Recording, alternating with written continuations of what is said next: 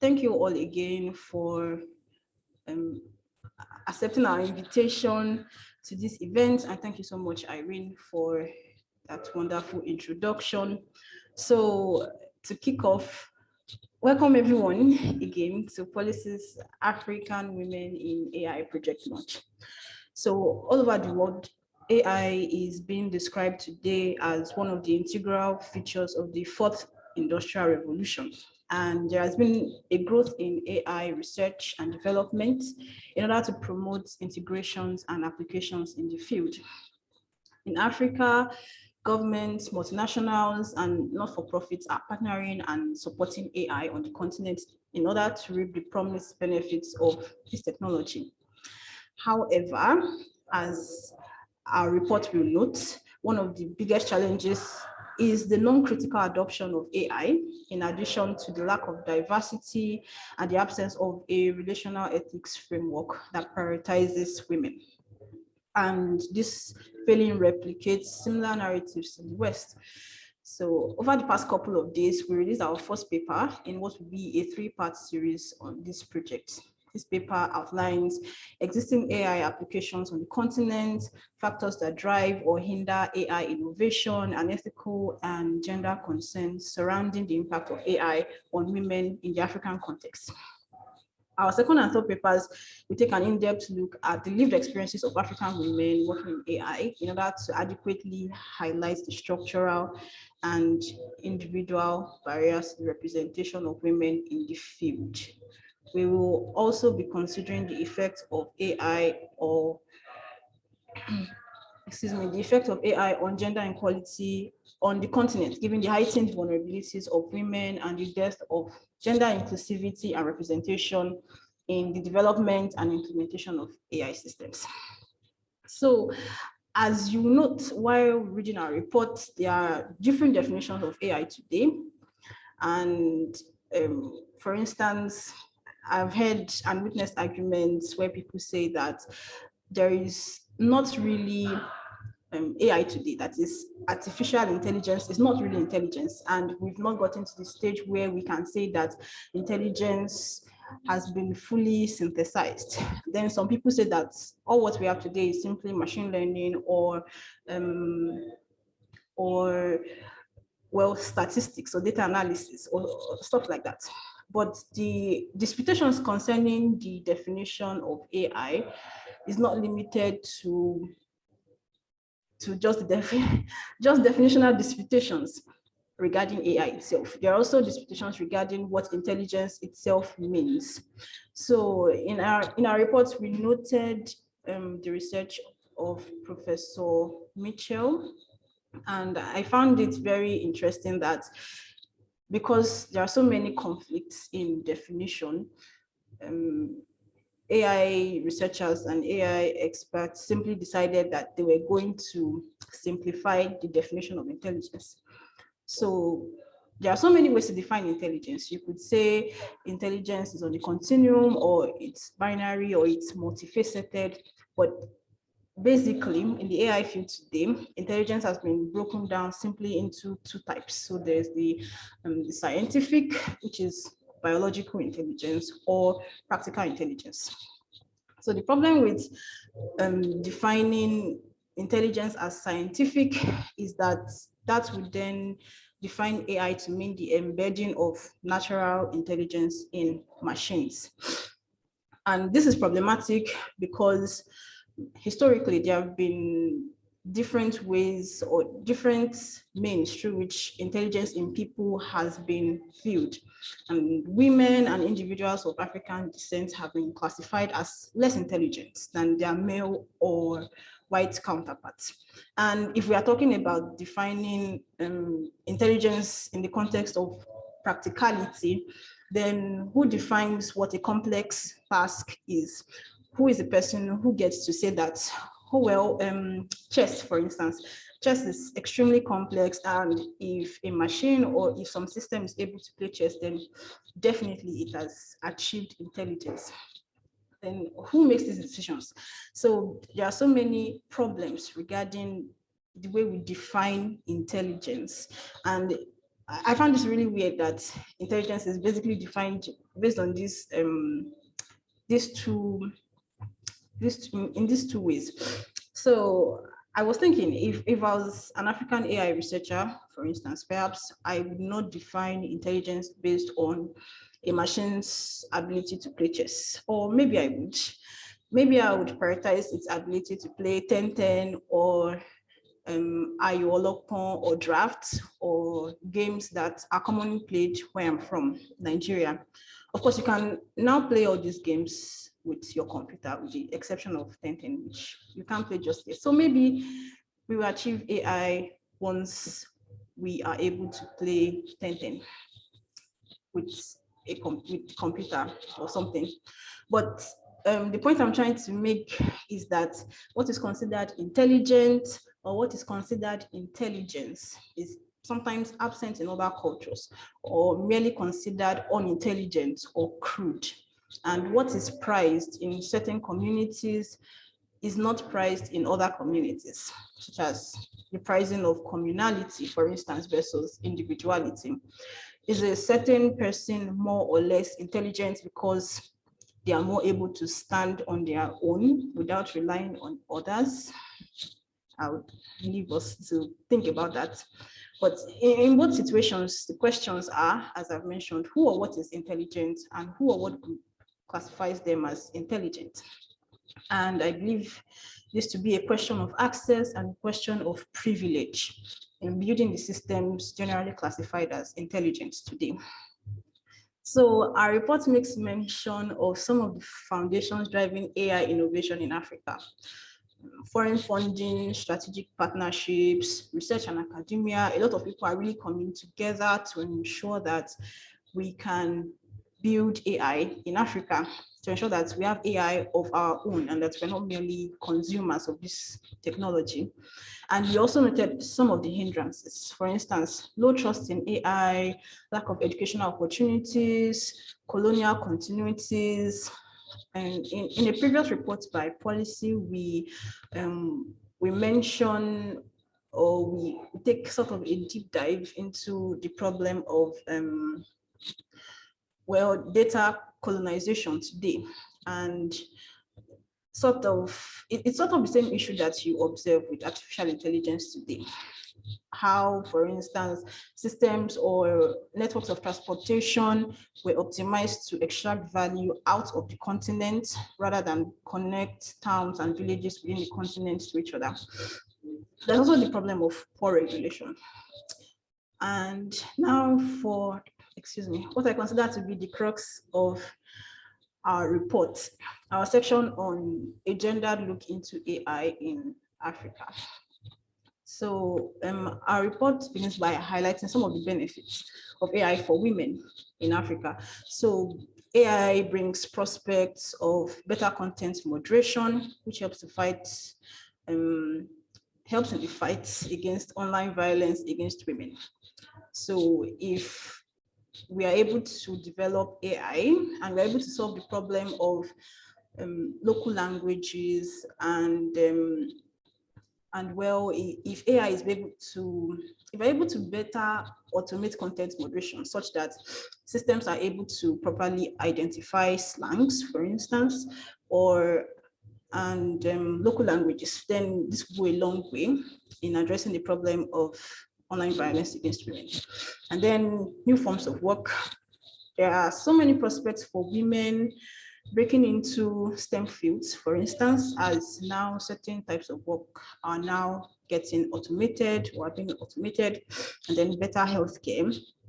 Prospects for more accurate diagnosis of ailments, cancer detection, all of this speak to better prospects for women in Africa, better representation for ourselves, but there are also problems with the way AI currently is. So the first problem we note is poor representation. So in our report, we know that about 22% of AI professionals globally are women. This is according to the World Economic Forum. So, and of this 22%, not all of them, or only a minority, occupy decision-making roles or management positions. And the implication is that what is being designed is not being designed with the needs and desires of women in mind. And this is something that we will hopefully be able to shed more light on in our forthcoming report. So because women are not represented in the development of AI on the continent, it means that our needs are not being met. Things that women truly need are not what companies that are developing AI products consider a priority, essentially.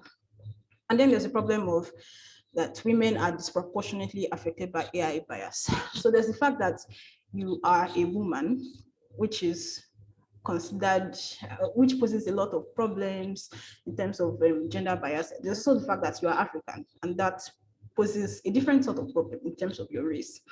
There are also several axes of oppression that women in Africa have to contend with. And if we think about, for instance, the digital gender gap, we see that fewer women than men have access to mobile devices. And even fewer women have internet access. And if we think about how, for instance, fintechs use data on credit histories and even internet browser activity to determine credit worthiness, then we begin to see how these systems could marginalize or exclude women because we just don't fit the requirements, some requirements on what a worthy credit borrower should look like.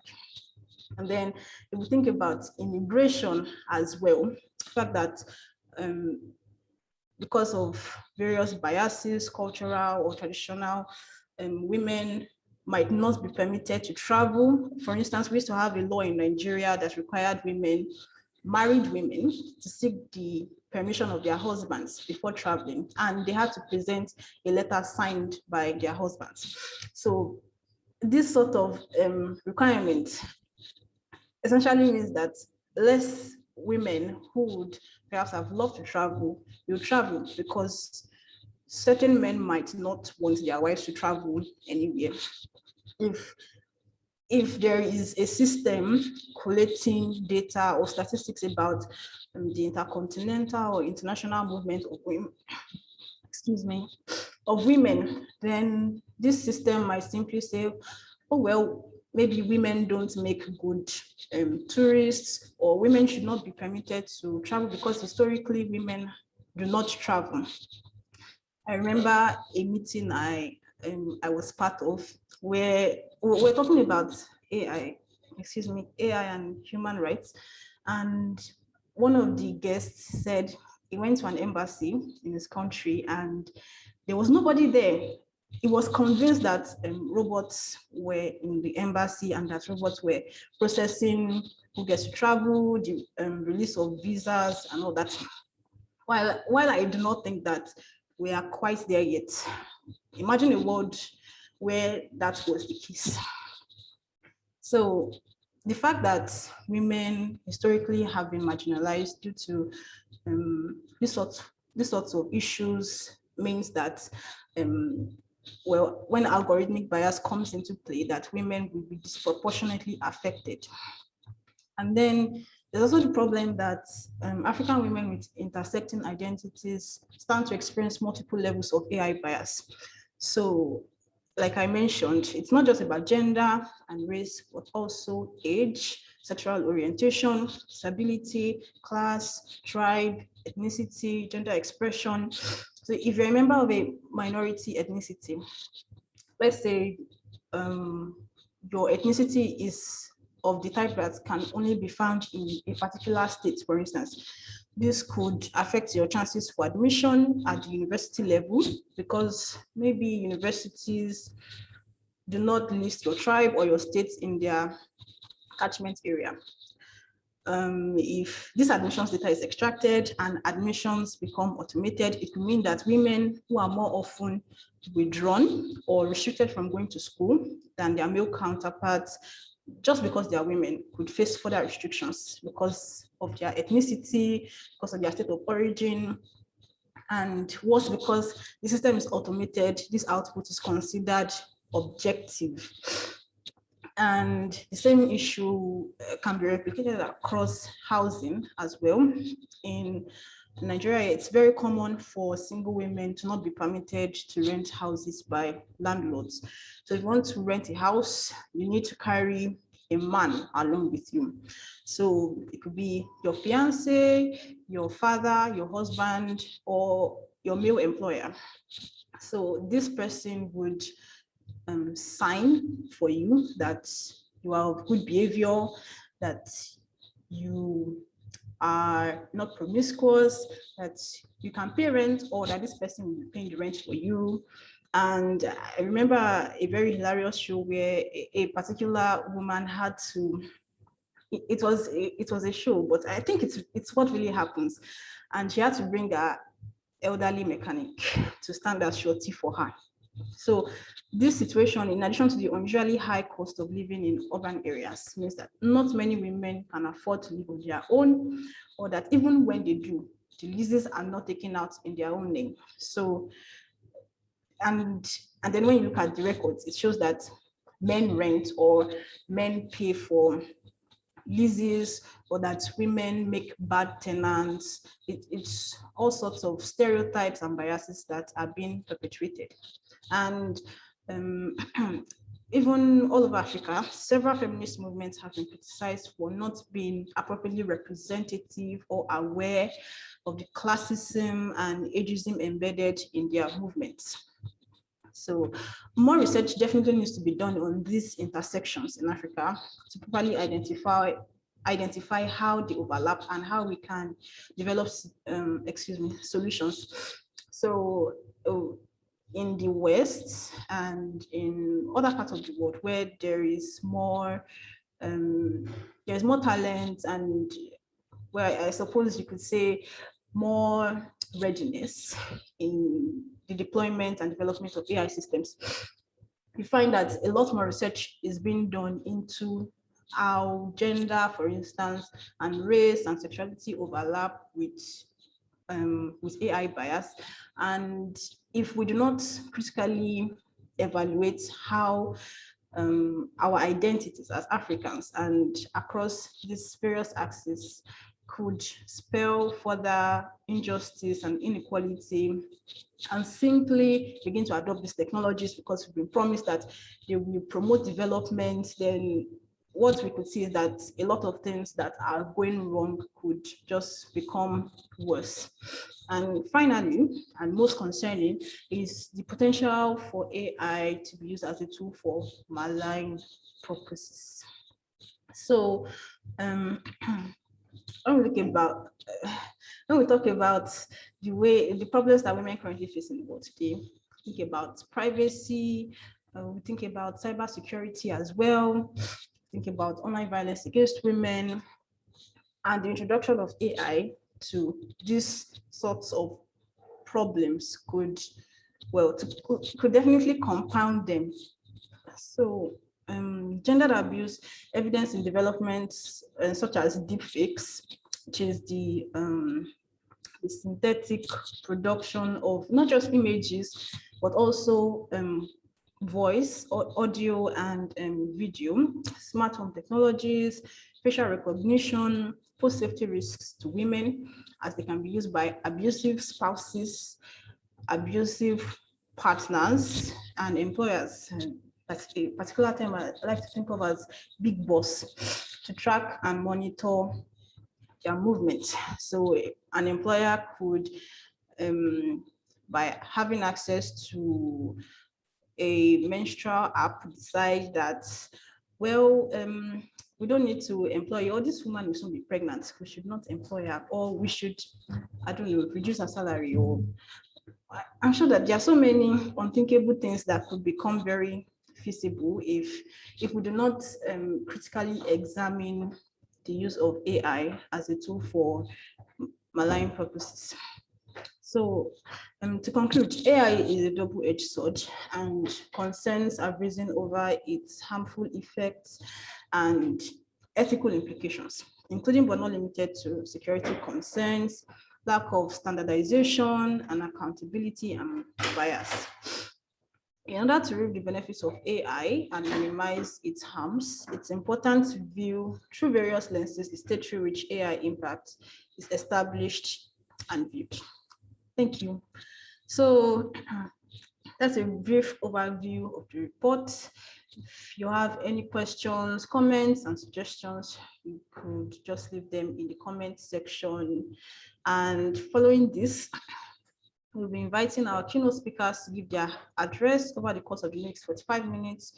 We will then have a question and answer session. Please feel free to enter your comments and questions below. And after that, our founder, Nima, here will then make the closing remarks, and that will be the end for today. So I will now be introducing our first keynote speaker, Chennai Chair, for her address. Chennai is the special advisor on Africa Muradi Innovation at Mozilla Foundation. She is an expert on the intersection of digital technology and gender. Her work on the feminist analysis of data technology in Africa is frankly impressive, and it's a real honor to have you with us here today, Chennai. Over to you. Thank you so much, Favor, for having me. I actually want to start off by saying congratulations on launching this series of papers that are really going to provide a context-based understanding of AI and gender on the continent. So this is just fantastic work to be part of. So as I was preparing for this conversation, and also because I remember that I had the privilege of actually reviewing the paper as it was being developed, one of the things that I was really thinking about is to take one step back and really think about, like, what is the kind of framework that we need to actually unpack AI in a way that does, one, take into accountability of context as being African people, but also just really recognizing that we often are receivers of technology, and that's how the technology discourse is framed. But then how do we ensure that we're also creators who are able to hold each other accountable as we develop new systems that may either reproduce inequalities or completely reshape society? So my intervention, I'm actually calling it a feminist digital practice in order to think about engendering AI. So one of the key principles, as I was thinking about your work and you're reflecting on the issues at hand, just like the baseline understanding, is that when we take on a specific perspective around, like, from a feminist lens, what really is that we're interested in how technology actually can contribute to the liberation and transformation of technology so that it can be used to fully build the capacity of women and gender diverse people, as well as vulnerable people, to actually be able to make use of these systems, right? And thinking about this building in specific context and terminology. And I think one of the key references for me in thinking about this work has been work that was done by Tigist Hussein on feminist internet research methodologies. And then also, in addition to locating ourselves as African women, gender diverse people, and vulnerable groups, another point of reflection for me is the work that was done by Sheena Magenya, thinking about making a feminist internet in Africa, is that we actually need to make sure that in these spaces, as we're asking these questions around engendering AI, we have more African feminists and feminism involved in the process to actually really be able to counter the idea that, like, when you have technology, it's like, you know, if you put in a technology solution, you've equaled the playing field, you've increased efficiency, and then all our solutions are dealt with. So I think this is what I, reflecting on your presentation and some of the examples that you're giving, like really thinking about, do these solutions really work in this context? And taking it, in a bigger picture context as well, we know technology on the African continent has not been as embracing of women and gender diverse people. We know that, like, the issue of a high gender digital divide, where men are more likely than women to actually be making use of the internet. So already you've got this skewed understanding of a technology that's going to be introduced dependent on being connected and data, yet most of the data that's going to build up on is on half the continent of people, and the other half that doesn't have access to the technology there are going to be biases and assumptions made around that.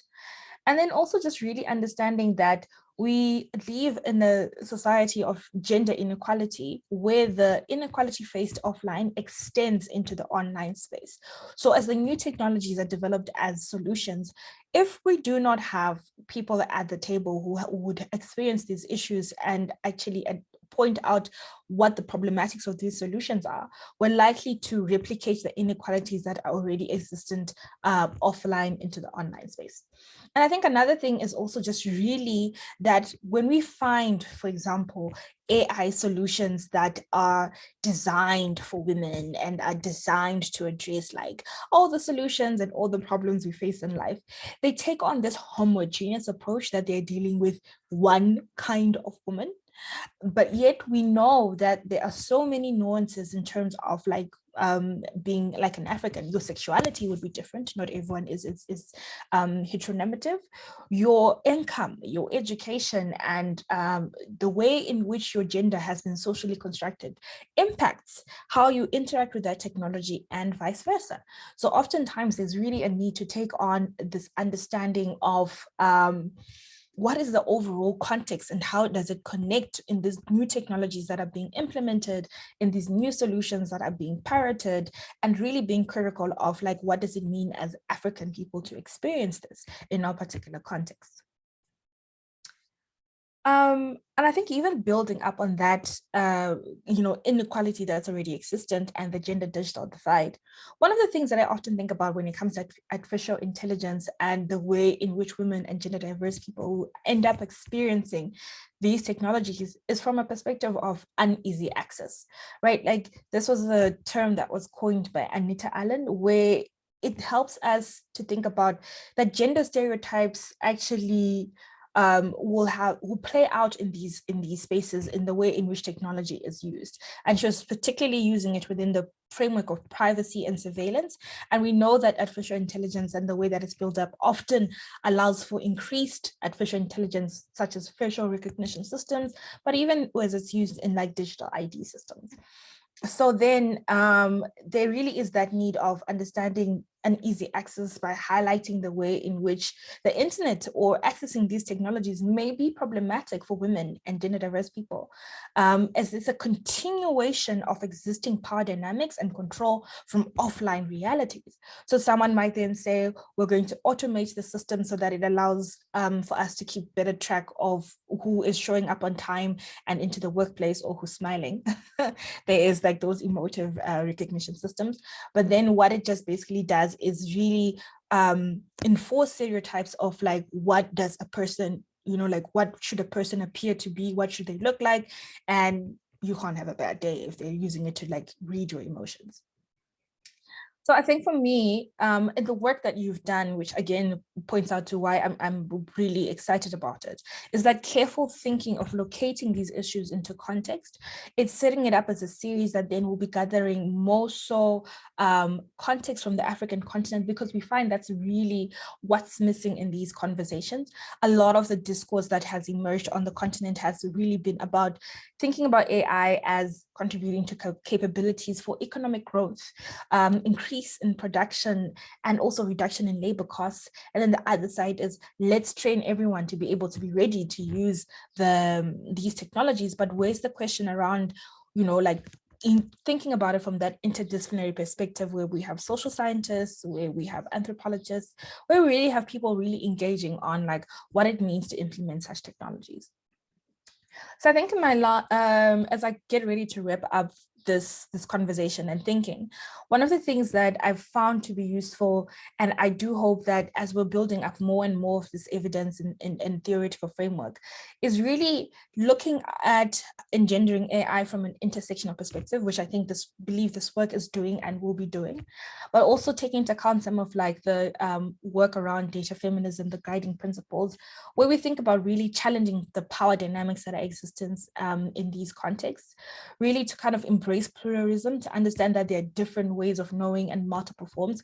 A lot of the times, people are looking for statistics to say, you know, if we input an AI system, we increase efficiency by X amount.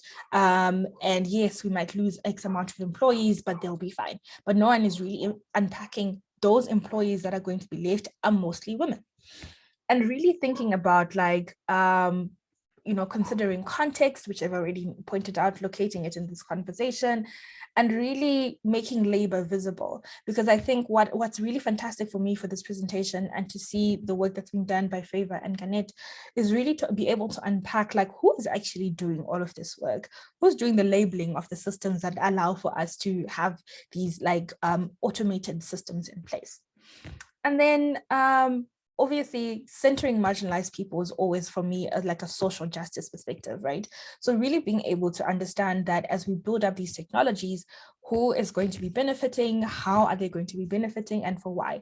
We often find marginalized groups are the ones that participate as experiments in these projects, but then oftentimes they don't actually have say or control or governance over the way in which these systems are placed.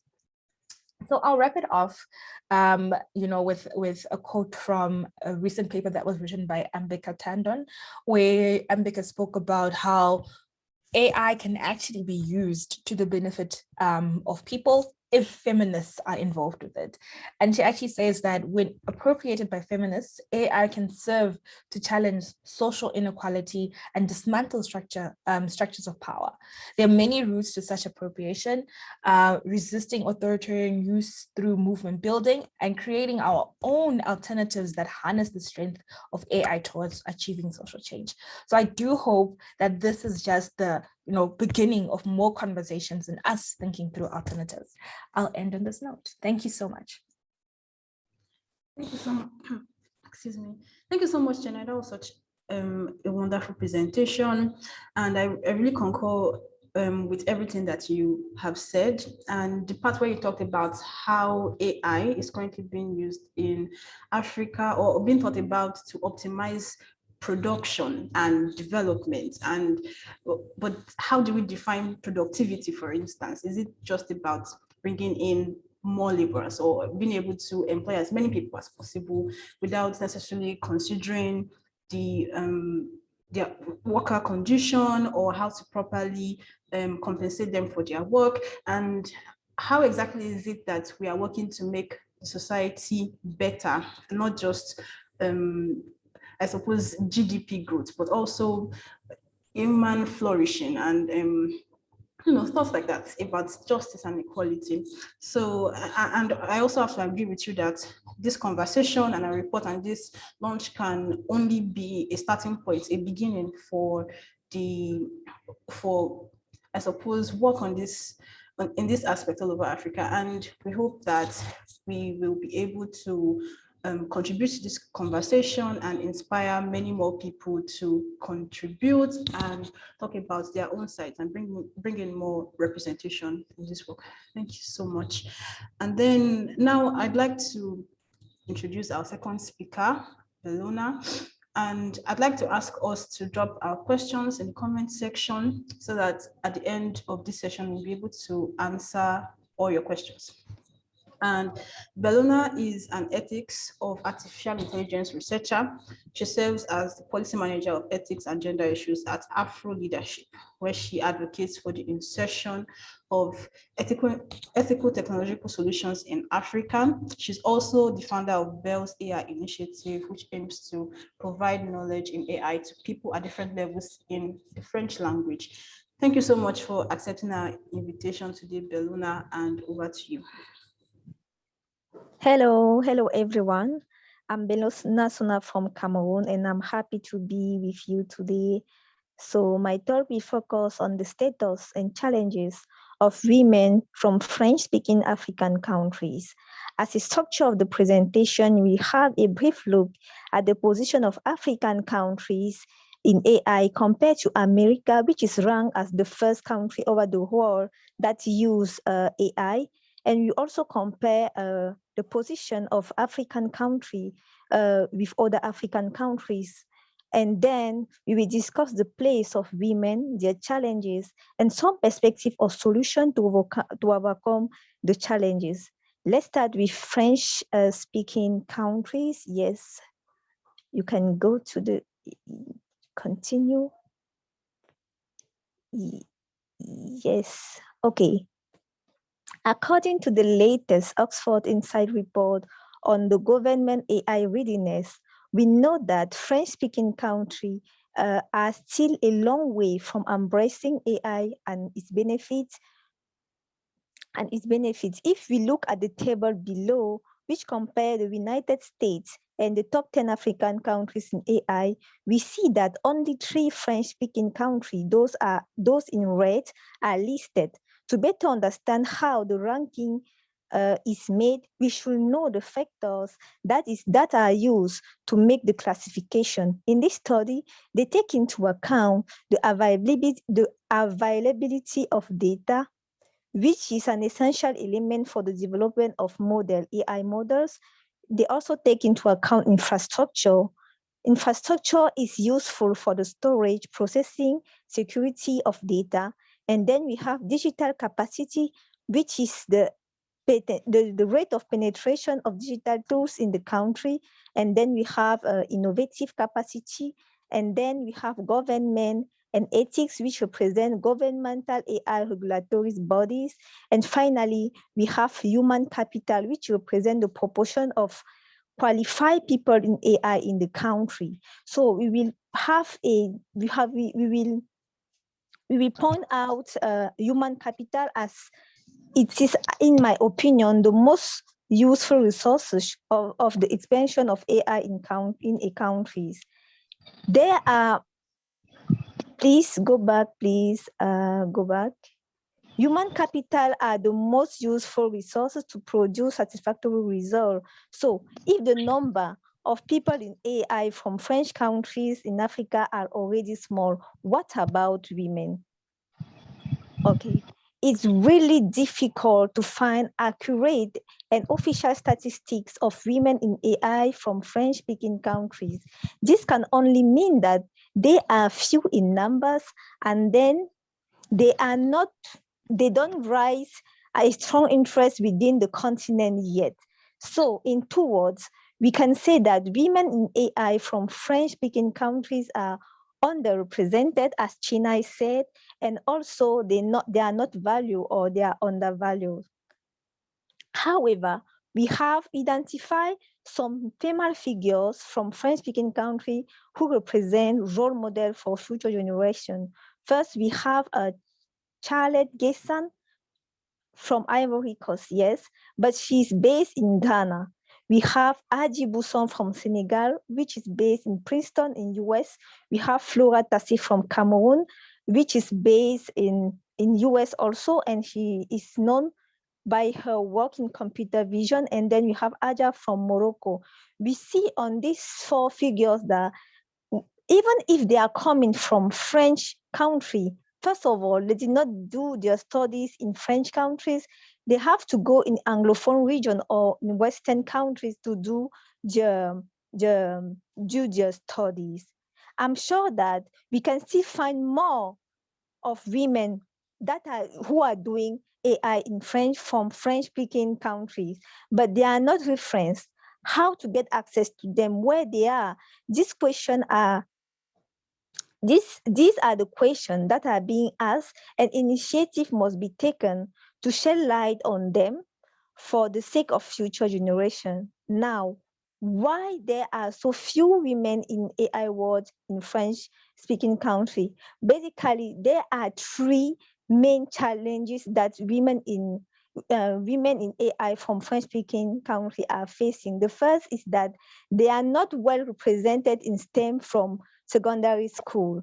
Yes, because nowadays AI just appear at university level, and STEM education is kind of a requirement to attend to the courses. So if in secondary school we do not have enough women, a lot of women or a lot of girls, we won't have them in the future at the university level. So the first step to to overcome these challenges is to bring girls to STEM studies at first. And then I'm sure that it's the same thing in the other region of Africa, but also our culture, some of our culture doesn't don't favor women in some studies at school, for example, in STEM. I know here in Cameroon, there are some regions that women are not even allowed to do scientific, for example, STEM fields at school, and this is bad. The second thing, which is not the less, is the language barrier. Yes, we all know that English is the language of science, right? But when I was learning myself, I was learning English, my lecturer told me that when you are studying a language, you should first understand the culture and all. It means that it's always good to have resources, to have the resources to learn in your own language. So the second challenge is this language barrier, because here in Africa, here in Francophone or French-speaking countries, most of resources are still in English, and it's not easy for girls, for everyone, and for women to understand or to get enough skill in AI, because the resources are all in French. As I said, for the high figure that I show previously, you have to leave your country and go to another country to get knowledge in AI, and it is bad. The third things that we could mention is the government implication. We need government implication, because without them, we won't have a structure, for example, educational that involve AI. We won't have a structure that help people to build a strong project in AI and all. And then please, next slide. How to overcome these challenges? To overcome these challenges, the first thing is to make a youth sensibilization by talks, conference, and workshop, and in French, so that people start to banalize AI. Because for now, AI is so mystified. People are like, it's something strange to them, because first of all, they don't understand how it goes. They are afraid by AI, and secondly, they don't really understand what is going on inside AI. So first, the first thing to do is to make sensibilization in order to reduce the fear of AI within people. The second thing to do is to make some incubator programs that we aims to create interest project with strong positive impact of women. Third thing to do is trainings. Trainings will consist of structured classes or certificate that people can get to upgrade your knowledge, to upgrade the knowledge in French. And then please, next slide. Next slide. Okay, as I said, we need suitable resources. Those who are already involved in AI, as me, we should start to make documentation in French to help the future generation to have access of good knowledge in an appropriate languages. And then at Afro Leadership, and we think about something that can help people in Cameroon to get access of knowledge in French. That is why we think about the project BELS AI Initiative, which means be educated and learn skills in AI. And our slogan is demystifying AI for all. And to do it, we have three kind of program. The first program is Curiosity. Curiosity is for everyone. We want just in this program, we just want people to understand how AI works, the advantage, the inconvenience, and we have a strong interest of for women in the program. The second program is oriented content, where we propose suitable content for people who want to use AI in in your field. It can be to use AI in healthcare, it can be to use AI in agriculture and all. And the last one is academy, which is there for people who want to learn how to conduct or to pilot a project from the beginning until the producing the model. Okay, thank you for the time and the invitation. I'm Belona Sona. This is my contact. And because we are in October and it's the month of awareness of breast cancer, I will just invite you all, women who are in the conference, to get tested, because the breast cancer is real. And yeah, thank you, everyone.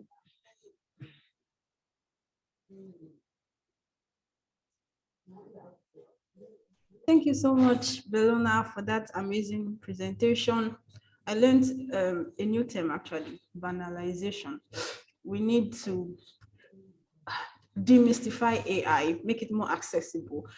And I'm sure that you have your work cut out for you, but I believe that there is so much work that is being done and that will continue to be done, especially in French-speaking parts of Africa.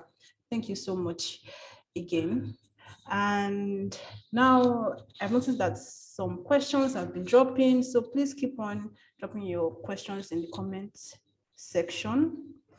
And now I would like to invite Irene to take the stage.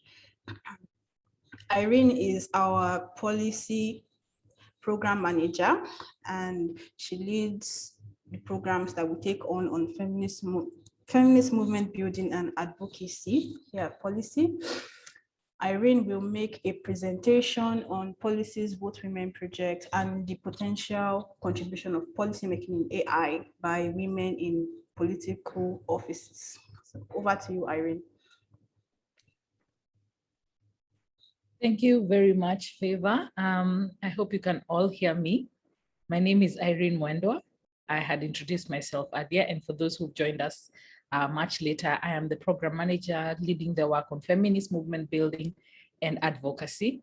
I will just make, my inputs, directing them to and adding on to what our speakers have shared today in terms of course, of how policymakers come in, how the Africa Union comes in, and how the Africa human rights systems come in to ensure that we have engendered AI, and we are also ensuring that it notes the human rights perspectives to ensure that then everyone on board is utilizing AI and the services that come with it in the right manner.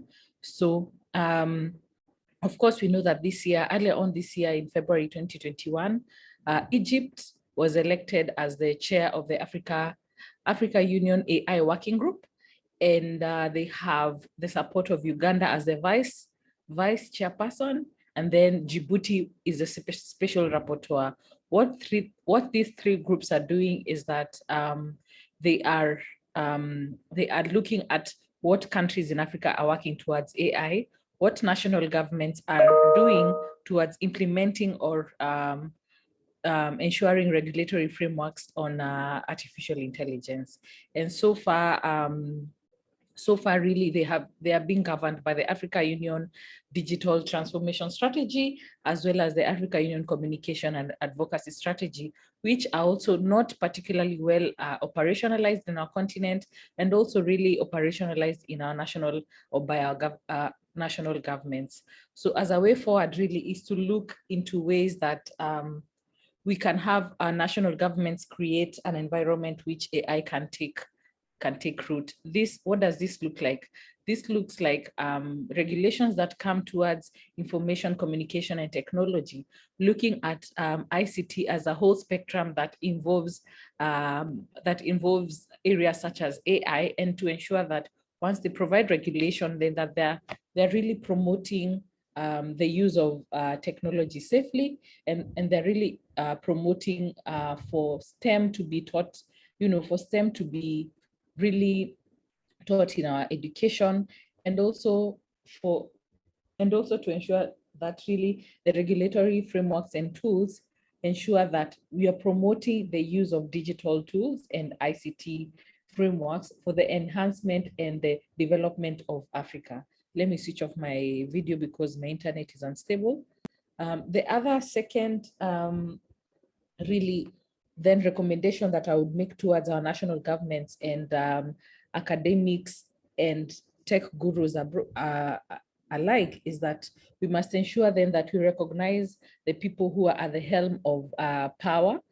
That's particularly at the Africa Union level. That is the country of Egypt, through the Ministry of ICT, the country of Uganda and Djibouti, to see and to look what these ministries are doing, what are the CSOs or digital solutions doing in these countries, and if there is any sense or any allowance for us to start partnering, then it is important for all of us in this meeting to take on partnerships with them, with key members in these countries, to look at what is ongoing, to also share our experiences of Africa or our countries in AI, so that we can be able to exchange ideas. Also, we should be able to look into the existing regulatory frameworks in our countries, say for those who are in the global north, to see what has worked, so as to ensure that this is not, the things that have not worked are not replicated into other continents, say, such as Africa. I know there are very many academics in the room, and also this is really a clarion call for all of us to see how we can have a very a direct and easy to go approach on AI, so that even an everyday citizen, an everyday person can be able to understand the language, so that they can be able to advocate towards utilization of artificial intelligence in our work or in our governments in the right way. The other thing then that I would like to speak on is that once we elect the different people who we want to serve us in political participation, it is also our call, or the clarion, it is upon us to ensure that we have educated them or given them a bit of information about issues such as AI, issues such as ICT solutions and tools, so that they can go ahead and give input towards how these are supposed to help women going forward, and also how they can help our countries at large.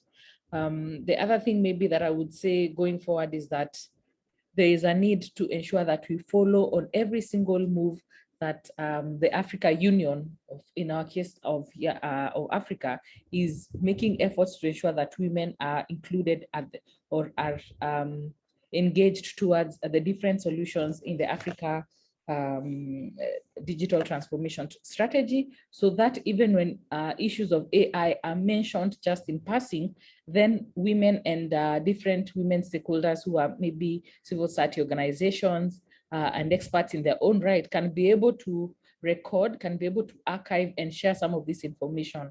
Because as you know, these areas are very expert and technically led, and some of these discussions or progress that are made may not be easily available when you look up online, or may not be easily shared by our news or our media. So it is important for all of us, really, who understand the language, who understand what is going on, to find ways to give information about artificial intelligence, and find ways to really ensure that African women are engaged at any point. This really is also in the same line with what Chennai said earlier, and Favor, to ensure that really, because it's a bit technical for an everyday user, to ensure then that they are brought up to speed with the easiest language, with as little information and the easiest language as much as they can. Thank you, Favor, for this session, and looking forward to engaging all of us in future. Thank you so much, Irene. I know in the past we've had some arguments about the AU and the work being done by them, and how frameworks being developed by supranational institutions in Africa are being implemented all over the continent. So this has been really enlightening and illuminating. So I'm sure we've all gained a lot from our speakers today. We will now be taking questions, beginning with the very first one that came in from Samuel Curtis at the Future Society, which ties in very neatly to what Irene just addressed us on. So the question goes as follows. The Engendering AI report casts skepticism on Pan-African approaches to AI adoption, and rightly so. However, do you think that more geographically representative political or economic bodies, such as the AU, have the capabilities and should encourage African countries in one way or another on AI-related issues? Anyway, from championing women's issues to encouraging member countries to develop their own national AI strategies. This is a very long question. Using countries that have done so, e.g. Mauritius, Egypt, Rwanda, as examples, but not carbon copies, how do you foresee collective action on systemic change taking place? So I'm just going to paste that in the comment section. It was the very first question we got even before we began the project today, since last week, I think. So I'd like to address this question to one of our keynote speakers, Chennai. Thanks so much, Favor. Yeah, I think that was such a loaded question with so many bits to unpack. But for me, one of the things that I do think is important in terms of like how the regional movements regional systems that are in place, such as the African Union, but even at like sub-regional level, would be able to move this conversation from that Eurocentric heteronormative perspective, but then take into account marginalization, is through actually the African Charter for Human and People's Rights resolution that was taken in 2021. To actually encourage the need for a study to undertake humans and people's rights in artificial intelligence, robotics, and other new emerging technologies in Africa. They also recognize that, in all of these intelligence, in these systems that were being developed, that there's a potential for misogyny, there's a potential for online gender-based violence, and also just really the need to move away from it just being an economic perspective. So I think in that perspective of moving away from that Eurocentric model, we actually have, as African people, we have a charter that can, like a resolution that can be used to bring into conversations for sub-regional bodies, as well as the African Union itself, to actually say, listen, there's this work that can be done, and there's a need for this resolution to be included in initiatives. You'll find, I think last year, when I was doing my work around my data rights, there were conversations about the African Union setting up like a AI policy think group. I'm not sure how far it is in the extent of engagement, but I do know that most of the time the posturing around it is always like, we want something that's Pan-African, we want something that's really reflective of our own society. So I do think that there are those spaces. What they would then need, if once those spaces exist, is mobilization by different entities, especially in people who are concerned about the impact of these technologies on marginalized groups, to be able to be part of the drafting systems of the positions that will be taken, to be able to, hold these people accountable so that it's not Pan-African, which actually leaves out women and holds these like cultural values that then put in some kind of assumption of what it means to be African, but actually a document that takes into that as frameworks for accountability, for acknowledging women as active and people and who are agents of their own future, and really thinking about these social and cultural norms that are existent, instead of having them embedded in something that would then be considered as an African document on thinking about artificial intelligence. Thank you so much, Chennai. That was a loaded answer to a loaded question. So, and I think you even already began to answer the next question from Julia. How do you think we can move away from Eurocentric and heteronormative capitalist standards of intelligence and productivity in order to make AI more accessible and inclusive?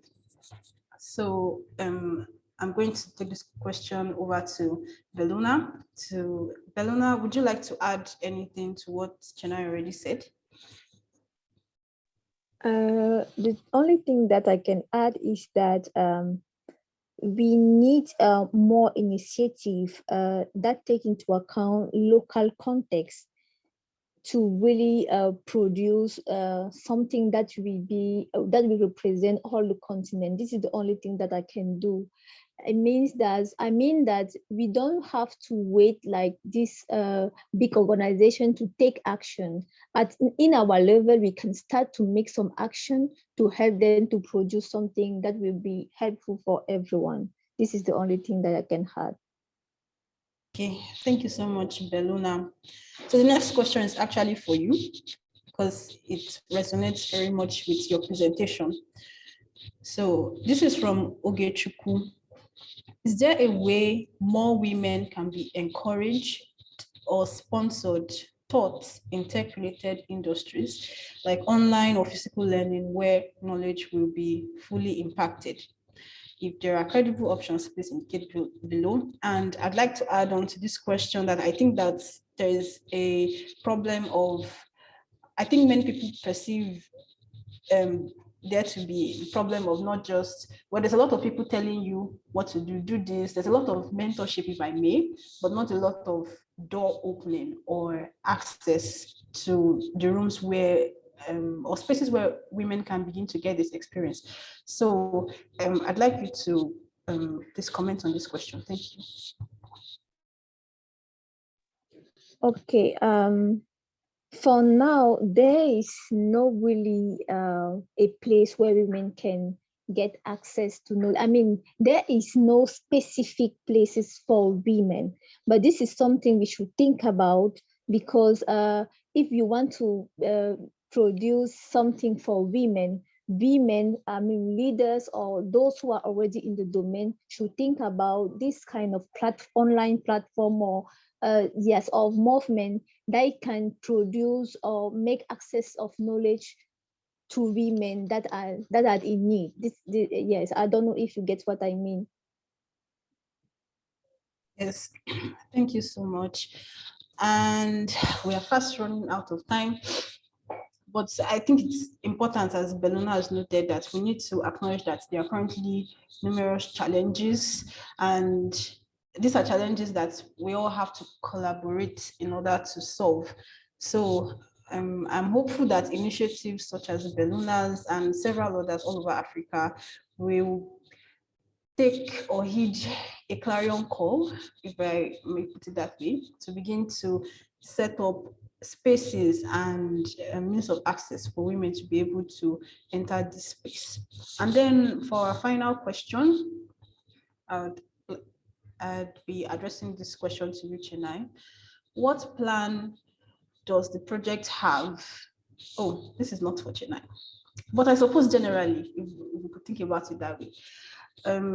How can we think about enhancing the capacity of journalists in AI, especially women journalists? It is a fact that there is a huge gender digital divide in Africa, which needs to be addressed. So how can we bring women journalists on board? Chennai.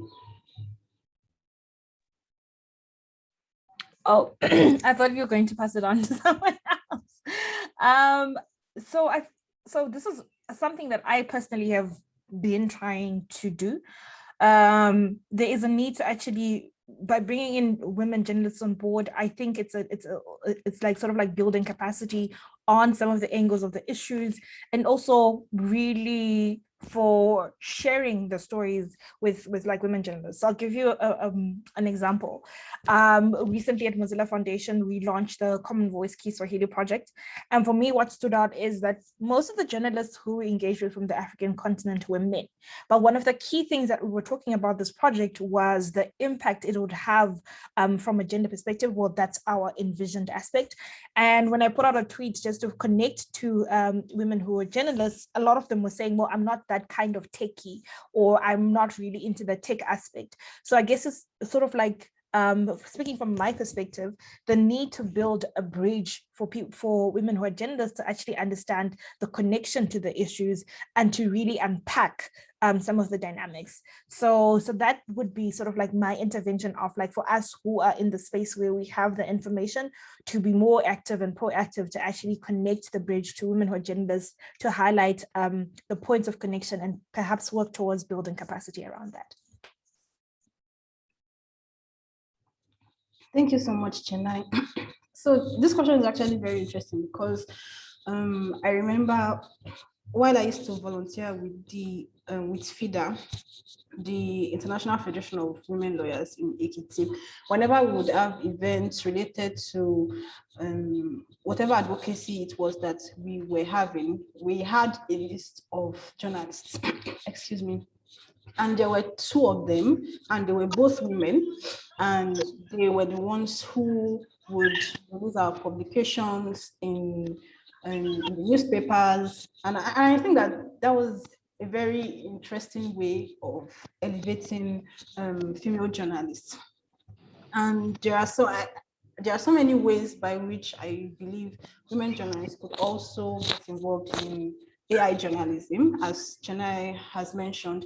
And I'd like to talk about banalization, as Bellona already mentioned, the demystification of AI. It's not just something that you don't even need tech skills, particularly in order to be able to report or publish news or information about artificial intelligence, but this also speaks to representation in the journalism profession itself.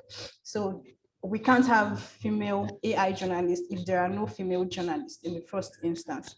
So we hope our second report will bring in much more detail on African women that are working in various fields of AI, and we hope to bring out their perspectives and the challenges they face and how some of these challenges may be resolved. Thank you so much for that question, Ghazali Ibrahim. So now we have come to the end of our session, of the question and answer session. And for the final remarks, I will be inviting our founder, Nima, to the stage. Nima, thank you so much, and over to you. Thank you so much, Favor. Thank you everyone for attending. I'm just going to take 1 or 2 minutes to close up the meeting. This has been a really interesting session. So thank you so much, Favor, Chennai, Bellona, and everyone who posed questions.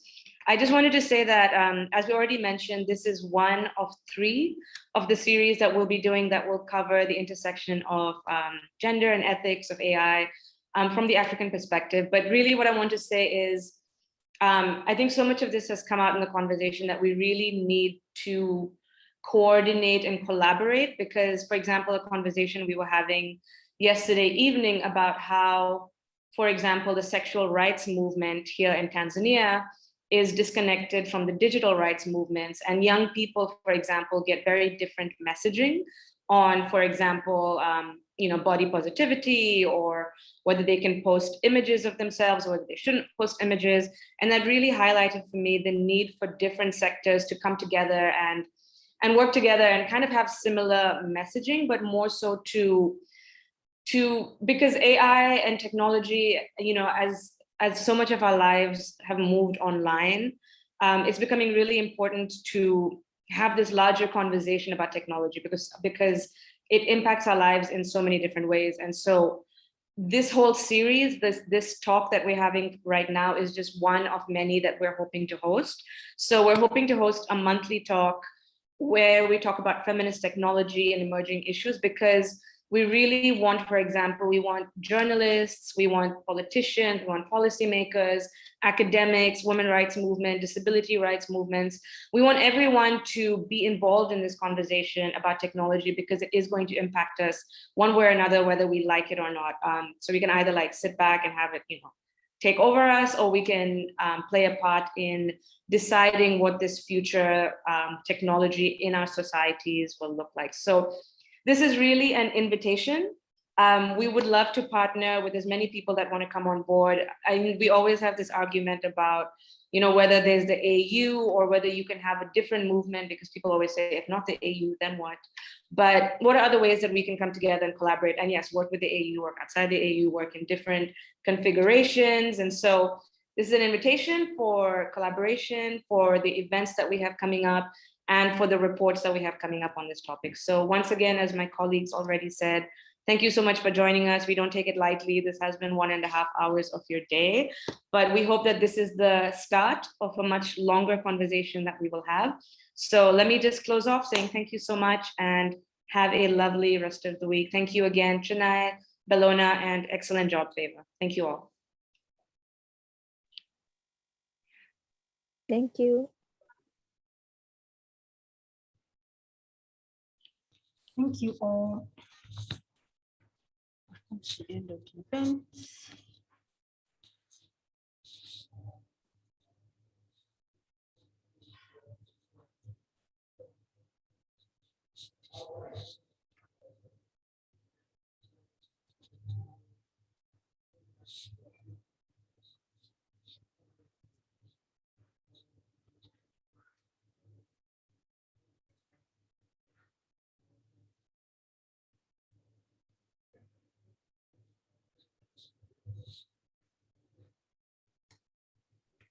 Someone has joined the meeting now.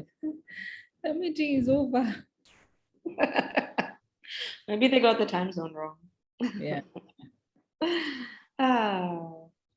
Lynn, I'm so sorry, it's Liz.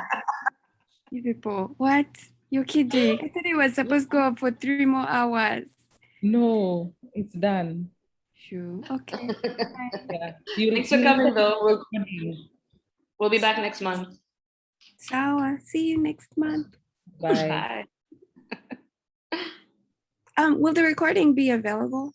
Yes, Yes, definitely. Yeah. Okay, We great. just want to end after everyone has spoken. I was about to start crying, but okay. See ya. Thanks. I just saw you in the waiting room. I'm like, what? I know. It's a long story, but okay. Thanks, guys. Bye. Bye.